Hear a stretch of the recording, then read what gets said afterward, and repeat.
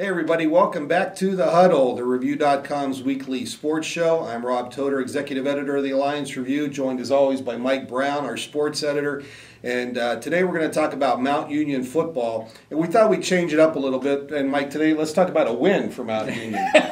Boy, there's a rarity, huh? That was really impressive. 72 points in a playoff game against a team that's made the playoffs 8 of the last 12 years.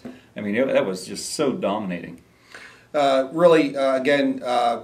quarterback for Mount Union did a great job, Kevin Burke. The running back guy by committee worked again, but two receivers with over 100 yards receiving in the first half alone. This outcome was never really in doubt. Obviously, it's going to get a little bit tougher this week with Johns Hopkins coming in from the Baltimore area, and they looked impressive with a win over Washington and Jefferson. Right. Well, I mean, what do we see for Mount Union? Just do what you do. I think you keep on keeping on. Keep doing what's working. I mean, plus we forgot to mention Mount Special Teams. Chris Denton, my goodness.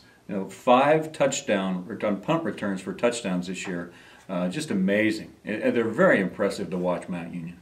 And let's not forget defense.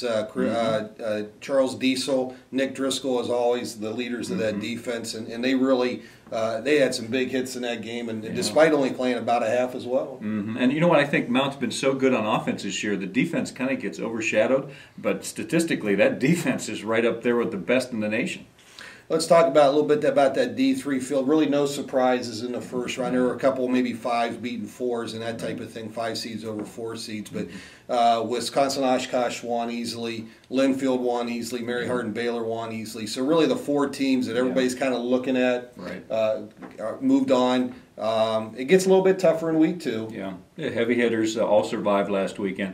Probably still another week where, I think the big 4, as I look at them, are probably going to advance through again. Then things will get interesting about another week or so down the road. Yeah, so now that game is Saturday at Mount Union at noon against Johns Hopkins. Get your tickets now. There's plenty of seats available, no question about that. So it'll be an interesting game.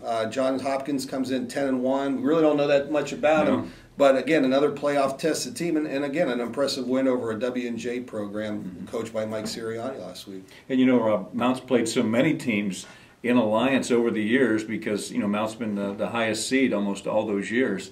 And it's funny, we've never seen Johns Hopkins before, but this is the first time they've been here. Yeah, a great lacrosse program at Johns Hopkins, but we don't know too much about their football program. But what they're going to have to do, obviously, is just avoid mistakes, no turnovers, no penalties, and even then it's an uphill battle, no question. Right, and I think when you're a visiting team, especially playing Mount Union at Mount Union for the first time, there's that mystique factor, and it's like you hear all the stories how great they are, and they really are that good. But I think it takes a while for teams to get their feet set when they're playing Mount Union because you come in there and you're kind of in awe.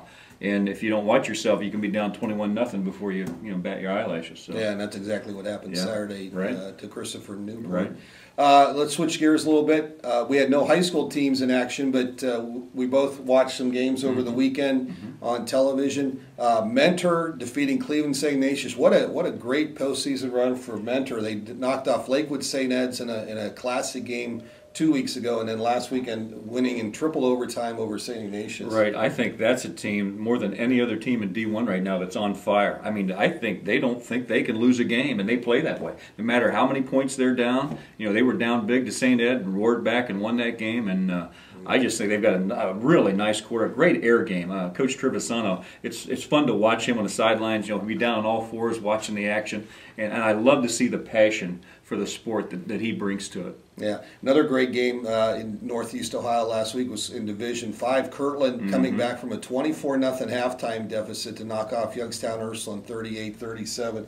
We know Kirtland's a good football program. We know Ursuline's a good football program. So coming back from that kind of a deficit was really impressive. Yeah, and again, one of the best young coaches in Ohio, Tiger Laverty, fantastic. They have such a great program at Kirtland. They have a youth program where there's just hundreds and hundreds of kids that, they've seen them win a state title last year, and now everybody wants to be part of that. So, one thing feeds another, and that's just a great small school football program. Yeah, so there's a lot of great high school games. They're in the state semifinals this week. No Stark County teams are still alive. Massillon got knocked off by Toledo Whitmer, but there's a couple games at Low Kleinfelder Stadium over at Can Central, and there's a game at Paul Brown Tiger Stadium. So there's some great high school games. If you don't have a dog in the hunt, if you want to see some great high school football, check out some of those games over in Stark County.